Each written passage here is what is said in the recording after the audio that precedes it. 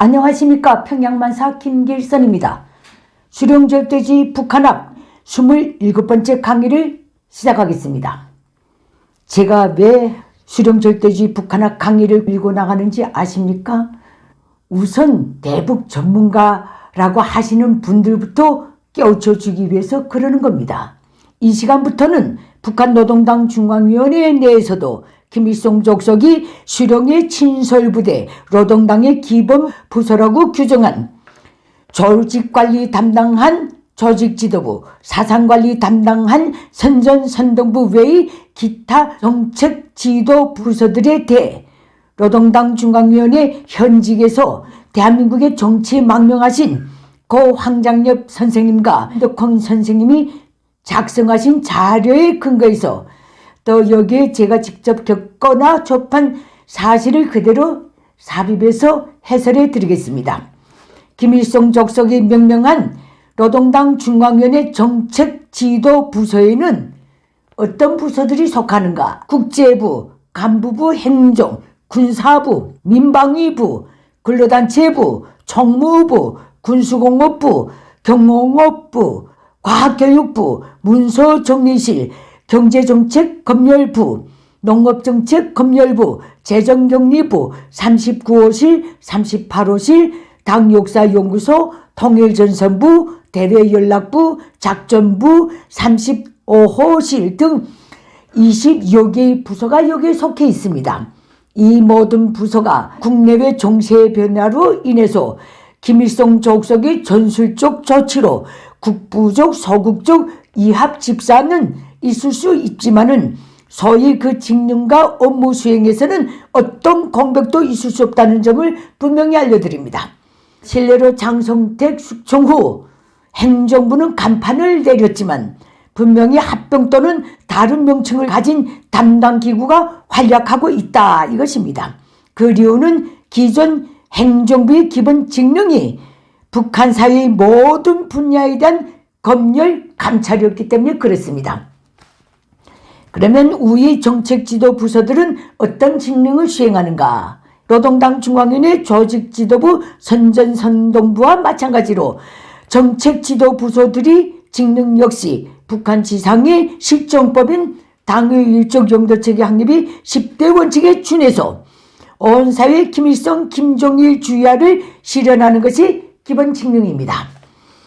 또 우리 정책지도 부서들의 기능은 무엇인가? 수령족속이 사상과 의도에 맞게 담당 분야의 정책안 초안을 작성해서 김일성 족속에게 제출하고 김일성 족속이 그 정책안 초안을 검토 비준하면 당 정책으로 접수해서 산하 집행 단위들에 넘기며 그 실행 정령을 장악, 지도, 촉진, 감시, 통제하는 기능을 수행합니다. 그러면 정책 지도 부서들에 의한 노동당 정책 결정 시스템은 어떻게 되어 있는가? 관련 부서의 독점적 정책안 초안 작성과 소위 토의 제출 및 결정 과정부터 말씀드리겠습니다. 이것을 말씀드리기 전에 북한 체제의 모든 노동당 정책의 원천이 어디에 있는가? 이것부터 알려드려야 될 것 같습니다. 그것은 김일성 족속의 저작집, 담화록, 그리고 김정은이 매일과 같이 쏟아내고 있는 지시들입니다. 원천이 거기에 있습니다. 그리고 김일성, 김정일이 되진 지금에는 김일성, 김정일과 관련된 것들이 유훈으로 둔갑해서 김정은 통치 행위 정치적, 정책적 명분을 세워주고 있습니다. 지금까지 노동신문이 일면에 제일 중요한 기사들을 게재할 때마다 그 첫머리에 심심치 않게 김일성은 다음과 같이 말했소, 김정일이는 다음과 같이 말했소 하는 이유가 바로 여기에 있습니다. 이 불복할 수 없는 원칙을 근거와 기준으로 해서 당 중앙위원회 모든 정책지도 부서는 소위 정책안 초안을 작성한 뒤 관련 부서의 부부장 단계에서 협의회를 벌려놓고 토론과 합의 과정을 거칩니다. 그리고 합의된 정책안 초안에 대한 관련 부서의 부부장, 부장, 담당 비서의 사인 단계를 거친 뒤 김일성 족속인 노동당 총비서에게 제출됩니다. 노동당 총비서인 김일성 족속이 그 정책안 초안을 검토 비준하면 그것이 곧 노동당 정책으로 됩니다.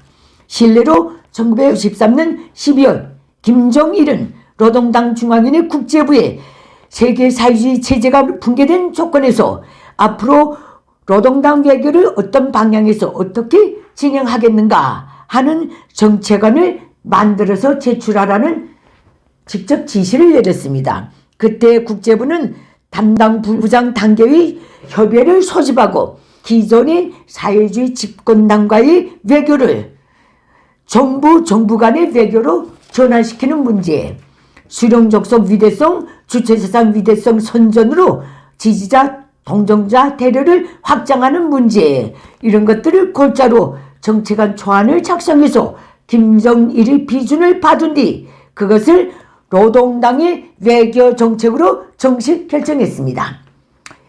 이렇게 정책안 초안이 정책으로 둔갑되는 과정이 이렇다는 점을 말씀드립니다. 다음, 모든 정책 지도 부서들이 하부 기관에서 제기된 의견을 노동당 정책에 반영하는 시스템은 이렇게 되어 있습니다. 이 경우에도 관련 부서는 부부장급 회의를 소집하고 회의를 통해서 정책안 초안을 기한한 뒤 그것을 담당 부부장, 부장, 담당 비서의 비준 단계를 거쳐서 수령족속에게 제출해서 비준을 받으면 그 분야의 노동당 정책이 된다. 이게 시스템입니다. 그리고 북한군에 대한 정책 결정 과정도 이와 거의 비슷한데 약간은 다릅니다. 북한군은 총정치국, 즉 군대 내 당사상사업 담당, 총참모부, 즉 군사관계 담당, 보위사령부, 군대 비밀경찰이 각각 독자적으로 정책안 초안을 작성하며 그것을 노동당 총비서 김일성 족속이 비준하면 노동당의 군사정책으로 공포된다. 단 북한군 작전국인 경우는 완전히 시스템이 다릅니다. 김일성 족속이 직접 작전국에 장령을 불러들여서 단독으로 군사작전 지시를 주고 관련 정책안 초안을 비밀리에 작성하도록 한 뒤 그것을 비준해서 실행토록 한다. 이것이 시스템입니다. 김일성 족속은 저들이 수령의 군대, 당의 군대라고 지켜서는 북한 군대에 대해서도 현행 대남 군사 도발을 기도할 때에는 총정치국이건 총참모부건 믿지 않는다는 그것입니다. 그래서 이 모든 작전 정책안 초안이 작성돼서 현행 군사 도발 정책으로 시행 정령이 끝난 다음에야 그것들을 내세워서 내부 교양이요 외부 성명이요 하는 것을 발표하도록 합니다.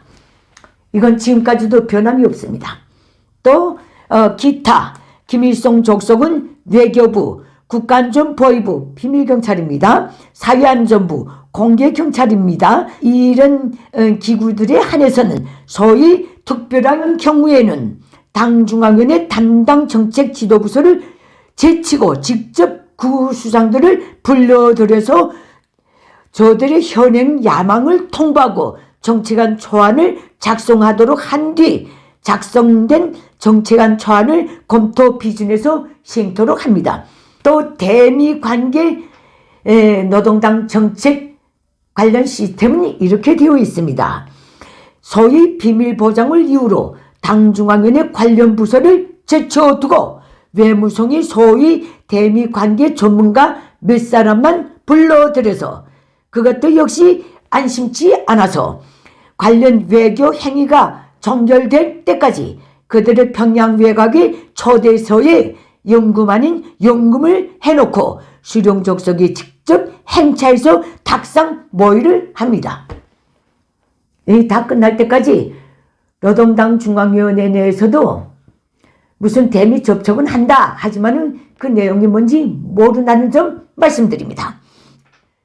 북한 노동당 중앙위원회 정책지도 부서들이 행하고 있는 이 시스템은 김일성 족속 범죄적 야망의 맞춤형 시스템으로서 김일성 족속이 변하거나 없어지지 않는 한 북한 체제는 비상식적, 비정상적인 망상과 작태에서 결코 벗어날 수 없습니다. 북한을 김일성 족속이 김일성 족속에 의한 김일성 족속을 위한 체제라고 강변하는지 아십니까? 바로 이 정책 결정 시스템 때문에 그렇습니다. 지금까지 대한민국 정부의 수차례의 남북 총리급 회담, 남북 정상회담, 남북 공동성명, 남북 합의문, 경제협력 등이 결과물을 전혀 내놓지 못한 것도 이 때문에 그렇습니다. 김일성 족속에게는 인민도 동족도 인류도 안중에 없습니다. 오직 김일성 족속 세습 공산 왕조의 유지 용부와 야망만 있을 뿐입니다. 하지만 이에 대해서 너무 낙심할 필요는 또 없을 것 같습니다. 이때까지 강경책이건 평화책이건 모든 그 과정이 대한민국 국민의 대북의식이 더욱 견고해져 온 과정이기 때문에 그렇습니다. 또 대한민국이 북한과의 관계에서 외교적, 군사적으로 더 명분을 세우고 강건해지는 과정이었기 때문에 그렇습니다. 대한민국과의 모든 합의를 깨고 군사적 도발을 지금까지도 끊임없이 감행함으로써 김일성 족속은 스스로 멸망의 무덤을 급격히 파고 있습니다.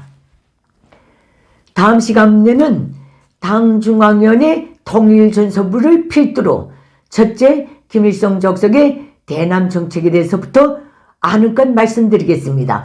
오늘 27번째 수령절대주의 북한학 강의를 마치겠습니다. 감사합니다.